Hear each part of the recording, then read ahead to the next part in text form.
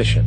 If it was, there wouldn't be a multi-million-dollar-a-year service industry for automobiles, nor would the average lifespan for most electronics be less than 3 months before they're obsolete. Is it abundance? Absolutely not. Abundance, as based on the laws of supply and demand, is actually a negative thing. If a diamond company finds 10 times the usual amount of diamonds during their mining, it means the supply of diamonds has increased, which means the cost and profit per diamond drops. The fact is, efficiency, sustainability, and abundance are enemies of profit. To put it into a word, it is the mechanism of scarcity that increases profits. What is scarcity? Based on keeping products valuable. Slowing up production on oil raises the price. Maintaining scarcity of diamonds keeps the price high. They burn diamonds at the Kimberley diamond mines. They made a carbon that keeps the price up. So then, what does it mean for society when scarcity, either produced naturally or through manipulation, is a beneficial condition for industry? It means that sustainability and abundance will never ever occur in a profit system, for it simply goes against the very nature of the structure. Therefore, it is impossible to have a world without war or poverty. It is impossible to continually advance technology to its most efficient and productive states. And, most dramatically, it is impossible to expect human beings to behave in truly ethical or decent ways.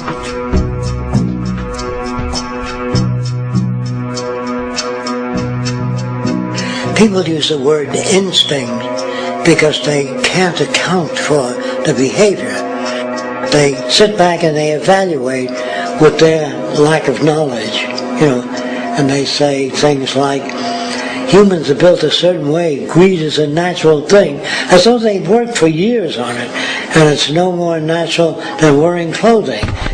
What we want to do is to eliminate the causes of the problems, eliminate the processes that produce greed and bigotry and prejudice and people taking advantage of one another and elitism, eliminating the need for prisons and welfare. We have always had these problems because we have always lived within scarcity and barter and monetary systems that produce scarcity. If you eradicate the conditions that generate what you call socially offensive behavior, it does not exist. The guy said, well, isn't that inborn? No, it's not. There is no human nature. There's human behavior, and that's always been changed throughout history. You're not born with bigotry and greed and corruption and hatred. You pick that up within the society.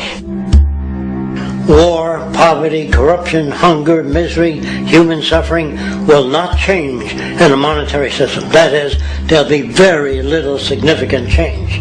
It's going to take the redesign of our culture, our values, and it has to be related to the carrying capacity of the earth, not some human opinion or some politician's notions of the way the world ought to be, or some religious notions of the conduct of human affairs.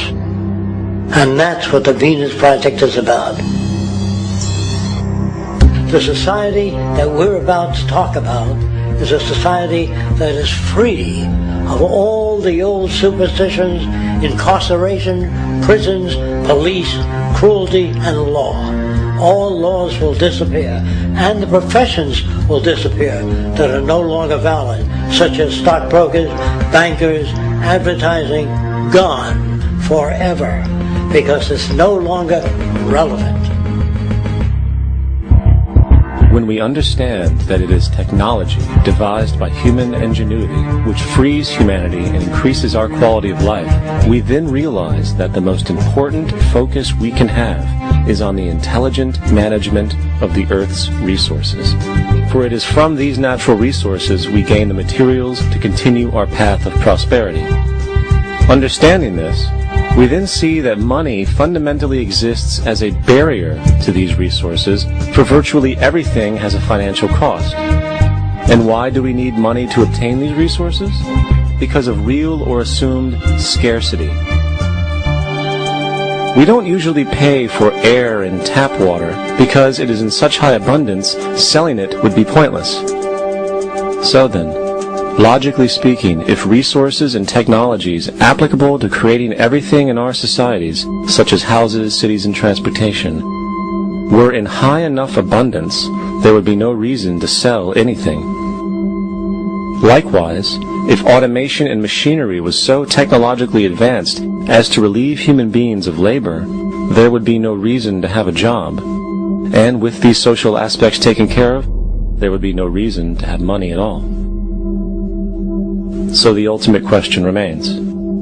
Do we on Earth have enough resources and technological understanding to create a society of such abundance that everything we have now could be available without a price tag and without the need for submission through employment? Yes, we do. We have the resources and technology to enable this at a minimum, along with the ability to raise the standard of living so high that people in the future will look back at our civilization now and gawk at how primitive and immature our society was. What the Venus Project proposes is an entirely different system that's updated to present-day knowledge.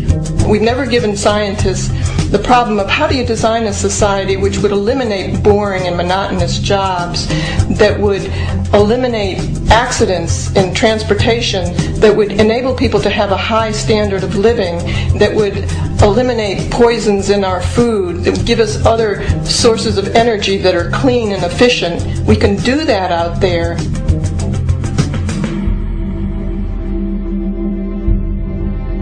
The major difference between a resource-based economy and a monetary system is that a resource-based economy is really concerned with people and their well-being, where a monetary system has become so distorted that the concerns of the people are really secondary, if they're there at all.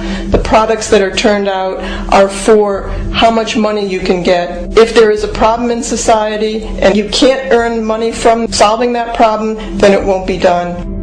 The resource-based economy is really not close to anything that's been tried. And with all our technology today, we can create abundance. It could be used to improve everyone's lifestyle. Abundance all over the world if we use our technology wisely and maintain the environment. It's a very different system, and it's very hard to talk about because the public is not that well enough informed as to the state of technology.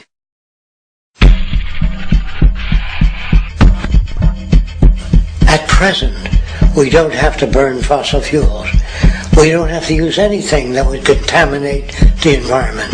There are many sources of energy available. Alternative energy solutions pushed by the establishment, such as hydrogen, biomass, and even nuclear, are highly insufficient, dangerous, and exist only to perpetuate the profit structure that industry has created. When we look beyond the propaganda and self-serving solutions put forth by the energy companies, we find a seemingly endless stream of clean, abundant, and renewable energy for generating power. Solar and wind energy are well known to the public, but the true potential of these mediums remains unexpressed. Solar energy, derived from the sun, has such abundance that 1 hour of light at high noon contains more energy than what the entire world consumes in a year. If we could capture 1/100% of this energy, the world would never have to use oil, gas, or anything else. The question then is not availability, but the technology to harness it.